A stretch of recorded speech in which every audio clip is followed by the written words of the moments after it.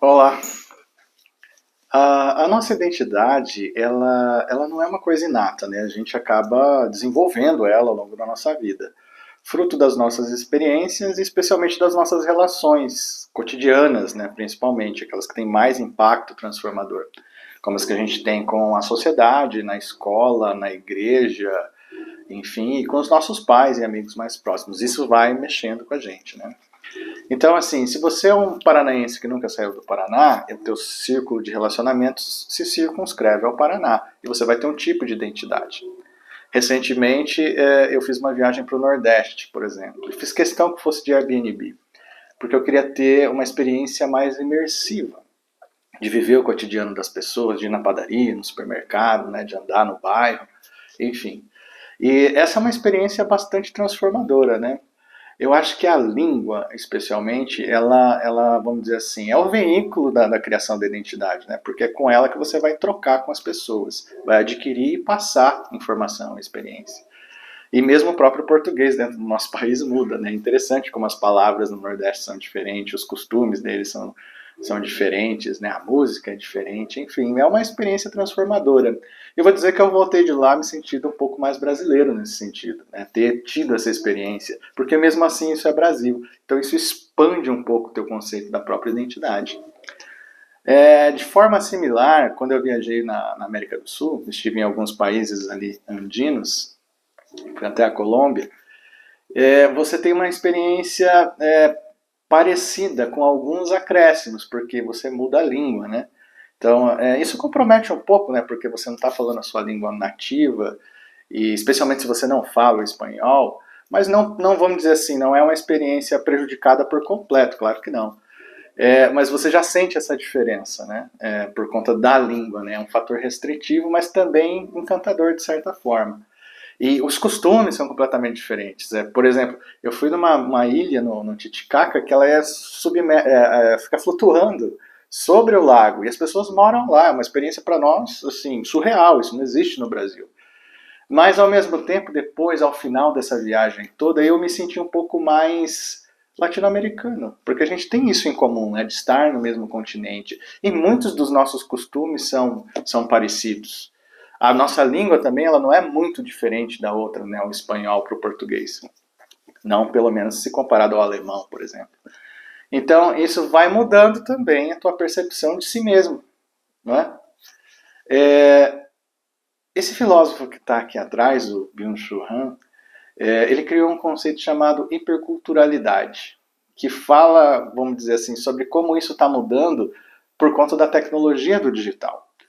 Porque se antes, para você ter esse tipo de experiência, você precisava viajar, agora com o digital nem tanto. E cada vez menos, vamos dizer assim, você precisa viajar para ter experiências imersivas de outras culturas.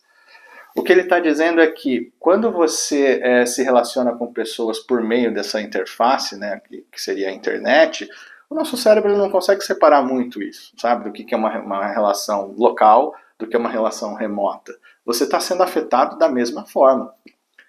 E assim, a tecnologia está cada vez mais pervasiva na nossa vida, né? E permitindo que isso aconteça de forma mais intensa.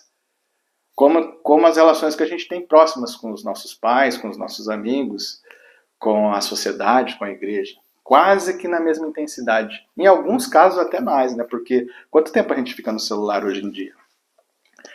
E agora com o home office, então, a gente está ficando em casa mais, né? E usando a tecnologia como única maneira de se relacionar com os nossos pares no trabalho. Então a gente perde um pouco aquela experiência mais física, né, de ir ao trabalho, de ver as coisas mudando, de ver um carro na rua e falar, nossa, tem um carro novo, será que a Ford lançou? Então você vai perdendo isso, você só vê o que chega ali pelos canais, vamos dizer assim, digitais, né? Então a maneira como a sua identidade vai se transformando fica diferente. Isso é complicado do ponto de vista dos sentidos, né? Porque você vai começando a ter uma experiência do mundo simplesmente por um audiovisual, né? Meio virtual assim. Você perde um pouco o tato, o olfato, né? Que é grande parte da nossa experiência sensorial. E isso, né? O McLuhan dizia que é te desbalanceando, não é muito bacana. Então você ter experiências que complementem isso depois é importante, né? Mesmo porque o trabalho é grande parte do nosso cotidiano, né? A gente fica 8 horas por dia no trabalho, e estando no computador a gente vai ter uma perda enorme nesse sentido. Mas pensa agora no que o pessoal está falando de metaverso, né? Que seria você ter um ambiente no qual você trabalha até com óculos, por exemplo, super imersivo. Nesse caso, você perde até a própria casa, né? Porque você não enxerga mais sua casa, você vai chegar um ambiente que é projetado, digital. Lá dentro você vai ser um avatar, né? Você não tem nem a sua própria imagem, é uma representação sua. E acredite, você vai poder trabalhar lá, produzir coisas reais, né? Produzir trabalho, receber dinheiro em troca, trocar informações, aprender, se relacionar de várias maneiras. Isso é muito parecido com o que é o real. Só a interface muda, né? É uma interface que, vamos dizer assim, é visual. Mas isso também te permite se relacionar, vamos dizer assim, se está todo mundo trabalhando assim, você vai se relacionar com pessoas muito fora da sua localidade, no Brasil em si. E um dos limites que a gente tem, que é muito forte, é a língua, né? Como eu tinha observado antes. A nossa língua, vamos dizer assim, impede que você possa trabalhar dentro desse chamado metaverso para uma empresa alemã, chinesa ou americana. Mas recentemente o Facebook divulgou que desenvolveu uma tecnologia baseada em inteligência artificial que consegue fazer a tradução simultânea do seu discurso para qualquer língua. Então isso quebra a última barreira, que seria a barreira de você não saber o idioma do teu interlocutor como um impedimento de comunicação.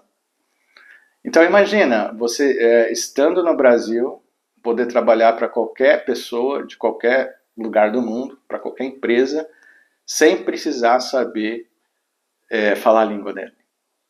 Você poder se relacionar em um ambiente de interação com qualquer pessoa da China sem saber falar o chinês. Imagina como isso vai transformar a nossa sociedade. Como isso vai te transformar, né? Porque eu falei, quando eu fui para o Nordeste, eu voltei me sentindo mais brasileiro.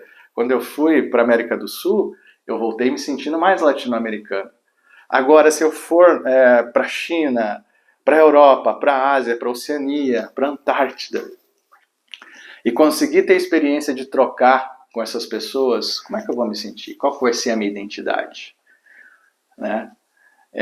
Eu tenho chamado essa identidade, baseado nessa hipercultura até do próprio Byung-Chul Han, né, que eu acho que é assim que vai ser a cultura, vai ser uma cultura mais global, de nova fronteira. E vários aspectos do nosso cotidiano vão mudar nesse sentido. Deixa aqui embaixo o que você acha que pode mudar nesse mundo mais hipercultural, sem fronteiras, e que a própria barreira do idioma cai. Valeu, gente. Obrigado.